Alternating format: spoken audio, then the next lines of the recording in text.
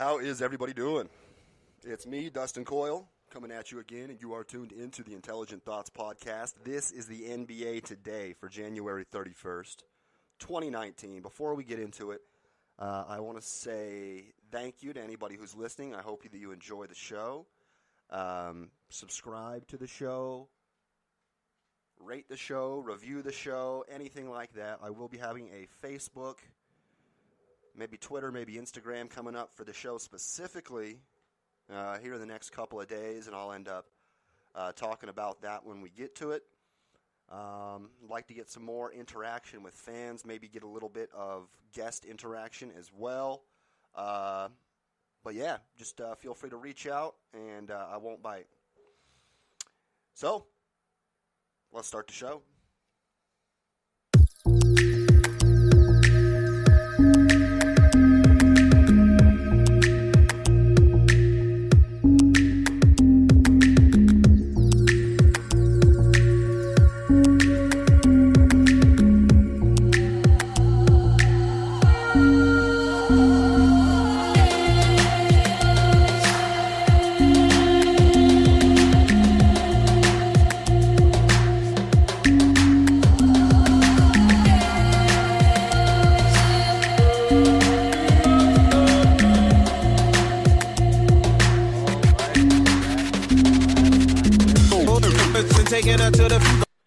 We have a few good games in the NBA. We're starting in Boston. The Boston Celtics beat the Charlotte Hornets 126-94. Brown and Tatum lead them. Jaylen Brown, 24 and 10 points. Jason Tatum scores 20 points in the victory over the Charlotte Hornets here. Let's see. Brown off the bench in 30 minutes with the 24 points, 10 rebounds. Jason Tatum in 27 minutes in the starting roster with 20 points. Terry Rozier started for Kyrie, 17 points, 10 assists, 5 rebounds. Big game for him in that one. How about the Charlotte Hornets? We have Kemba Walker, of course, leading the way with 21 points, just 2 assists. Not much of a playmaker here in this game. But, you know, you got to do what you got to do when you get blown out. Every single player on the team actually got some minutes. Malik Monk leading the way off the bench in 26 minutes, 16 points, 3 of 10 downtown, and then 13 points for Nick Batum in the starting lineup. In Miami, this is a bit of a surpriser. The Chicago Bulls beat up the Miami Heat bad, 105-89. In the victory for the Bulls, Wayne Selden leads the way for the starters with 20 points and 8 assists, kind of random, 4 for 6 from downtown. Bobby Portis off the bench with 26 points on 10 for 17 shooting. 14 points for each Lauri Markkanen and Chris Nunn. In the loss for the Miami Heat, they are led off the bench, actually, in 28 minutes. 15 points for Tyler Johnson, 13 points for Dabadano, and then 14 for Justice Winslow, 13 for Wayne Ellington, 12 for Josh Richardson. Not a whole lot from any of those guys. The Mavericks in New York beat the Knicks, multiple Knicks, led by Harrison Barnes, actually, 19 points for Harrison. Dennis Smith Jr. with a fat triple-double, 13 points, 10 rebounds, 15 assists for him. Luka Doncic, 16 points, 8 rebounds, 5 assists in the victory. For the New York Knicks, their leading scorer, Kevin Knox, the rookie, 6 for 16 from the field, 1 for 6 from downtown. He finishes with 17 points. Trey Burke finishes with 16 points on 7 of 14 shooting in the loss. We have the Pacers heading into Washington to take on the Washington Wizards. Man, I remember how I said yesterday that the Pacers looked like a good gambling pick in this one. I was wrong. They lose 89-107. Not even a close game. In the victory for the Wizards, Bradley Beal, 25 points, 6 rebounds, 6 assists. And Jeff Green, 23 points, 5 rebounds, 6 assists off the bench. 3 guys with double figures off the bench, actually. Randall and McRae both get 13 and 12, respectively. Trevor Ariza with 12 in the starting lineup. For the Indiana Pacers, only 2 guys in the starting lineup finish in double figures. That's Thaddeus Young with 13 and Bogdanovic with 12. And then they have 4 guys coming off of the bench with double figures. Most of the minutes were actually played by their bench players. Sabonis with 10, TJ Leaf with 12, Dougie McDermott with 12, and Aaron Holiday with 10. In Minnesota, we had an overtime game, and Karl Anthony Towns hits a desperate shot from the corner to win the game, 99-97. Another one that probably shouldn't have been that close, but was. In the victory, Jared Bayless leads the way for the T-Wolves with 19 points, 12 assists, 7 rebounds. Big game from him. Karl Anthony Towns finishes with 16 points and 10 rebounds, 0 for 6 from downtown, but still made the game-winning shot. Wiggins gives you 12. Taj Gibson gives you 10. D-Rose, right ankle injury, isn't playing. Jeff Teague out. Bates out as well. For the Memphis Grizzlies, they're led by Mike Conley with 26 points, 8 assists, 5 rebounds. Marc Gasol chips in with 19 points, 7 rebounds, 4 assists also in the loss. In New Orleans, the team that everybody's talking about right now, the Denver Nuggets go down and beat the Pelicans 105-99. Nikola Jokic, 20 point, 13 rebound, 10 assist, triple-double, leading the way for the Denver Nuggets. Fantastic performance from him. Markieff Morris, 20 points, 7 rebounds, 7 assists in 40 minutes also in the starting lineup there. And then how about Malik Beasley off the bench, 22 points in 29 minutes, 4 of 6 from downtown. Awesome game for him. Leading the way for the New Orleans Pelicans, surprise, surprise, Jrue Holiday, 22 points, 6 rebounds, 6 assists off the bench. You get Kenrick Williams off of the bench, 21 points, 8 rebounds on 5 for 9 from downtown. Fantastic game for him. Darius Miller chips in 15, and Jahlil Okafor continuing his pretty good play of recently, 14 points and 8 rebounds. In Sacramento, what was supposed to be a pretty good game ended up not being so, unless you're a Kings fan. The Kings beat the Atlanta Hawks 135-113. They are led off the bench by Harry Giles, 20 points for him on 10 of 12 shooting. Marvin Bagley, 17 points, 12 rebounds also off the bench. How about Bogdanovic, 16 points, 7 assists off the bench. A lot of good bench play there for the Sacramento Kings. Buddy Hield in the starting lineup, 18 points, makes 4 threes. De'Aaron Fox, just 9 points, 7 assists in the victory. Atlanta's led by Trae Young, 23-point, 8-assist performance, just 7 for 12 shooting, 4 for 9 from downtown. That's a fantastic performance there for Trae.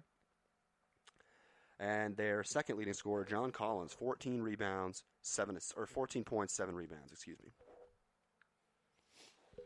And the last game of the night, I ended up not watching. I got home late. It was still on, but it was a 30-point game, so I didn't tune in. The Portland Trail Blazers beat the Utah Jazz 132-105 in the victory. Damian Lillard, 36 points, 11 assists, 8 rebounds, makes 3 threes. Fantastic game there. And in just 30 minutes for C.J. McCollum, 30 points, 1 point per minute for him, 3 threes also. Marcus Leonard with 16 points and 6 rebounds in the starting lineup in this one. Myers Leonard.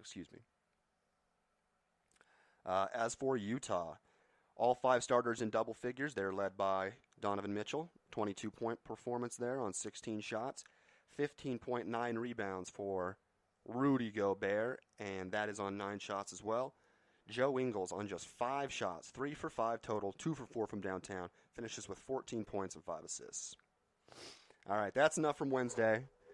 We are going to recap, or we're about to preview Thursday's games here. We have 6 games in the NBA here on Thursday, and we're going to start in just a second. All right, the first game of the night is going to be at 5 o'clock in Detroit. We have the Dallas Mavericks, second night of a road back-to-back. Obviously last night beating the Knicks. Now they're in Detroit. Detroit's going to be a 2.5-point favorite at home. Let's see. What is it saying here?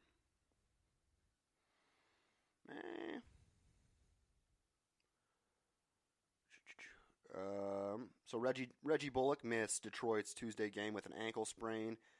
Ish Smith has missed the past 5 games with an aggravated adductor. It doesn't say that they're going to be returning here, so I would assume that they won't be. Let me look at the injury report on this here. Tons of fun waiting for things to load, huh?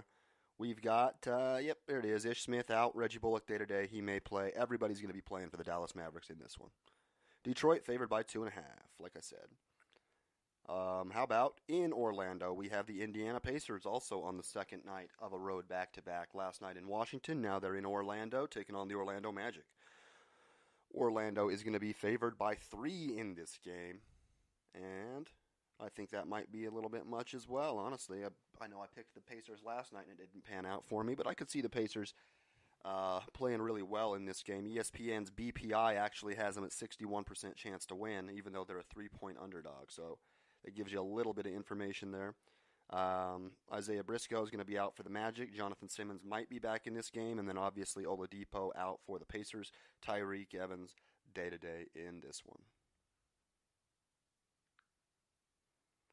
Oh, I just saw also the Indiana Pacers have not won a game since Oladipo's injury. Alrighty, at 6 o'clock, TNT, the first game on TNT, we have an awesome Eastern Conference matchup here. The Milwaukee Bucks in Toronto to take on the Toronto Raptors. DiVincenzo is going to be out. Brogdon day-to-day. Sterling Brown day-to-day. Eric Bledsoe day-to-day. Let me see if... and then Toronto, they're going to be missing Valanciunas today, and then Malachi Richardson is day-to-day. Let me see exactly who is going to play here if they have it picked yet. All right, there we are. Bruce Nerman, Pat Cummins playing the team's game, unbelievable. Yeah, it doesn't really say. Any of the day-to-day guys might be back. Malcolm Brogdon, Eric Bledsoe, any of those guys might play in this game. Either way, should be a fantastic game. Toronto's going to be favored by 3 points at home, and they are sitting just a half game behind Milwaukee right now for first place in the Eastern Conference. Whoever wins this game is going to wake up tomorrow morning in first place. And at 6:30 p.m., we have the how many games in a row? I don't know. A few games in a row, but a team that's doing pretty well, 28-24. Brooklyn Nets in San Antonio to take on the San Antonio Spurs, another team who's playing well right now. In the game, Dinwiddie, Crabbe, Jared Dudley, all are going to be out for the Brooklyn Nets. And DeMar DeRozan's still out for the San Antonio Spurs. Spurs have won 3 straight games. Looking to make it a 4th here, obviously at home against the Brooklyn Nets. They're going to be favored by 7.5 in this game. Coming off of their last game was that 2-point win over the Phoenix Suns with the Rudy Gay buzzer-beating shot. And that was a pretty good performance there. They probably should have won that game by more points, but you get what you get. And on the other side, all is well. Their last game was, let's see, who did they play? That 122-117 home win over the Chicago Bulls, where D'Angelo Russell put up 30 points. So we're going to see that tonight, a nice little matchup between those teams in San Antonio. And at 8:30, we have a battle of L.A., the Los Angeles Lakers taking on, well, I guess the home team is the Clippers, but the Los Angeles Clippers hosting the Los Angeles Lakers. This is one that we probably ought to really look at the injury report here. They got Kuzma day-to-day, LeBron is out, and Mute is out, Danilo Gallinari is out, Avery Bradley and Angel Delgado both day-to-day. Let's take a look at the preview here and see if they have any better information. The Los Angeles Clippers are going to be favored by 5.5 at home. I think that might be a little bit low, honestly, even though they did struggle last week and earlier this week a little bit. I'd be surprised if they weren't a heavier favorite.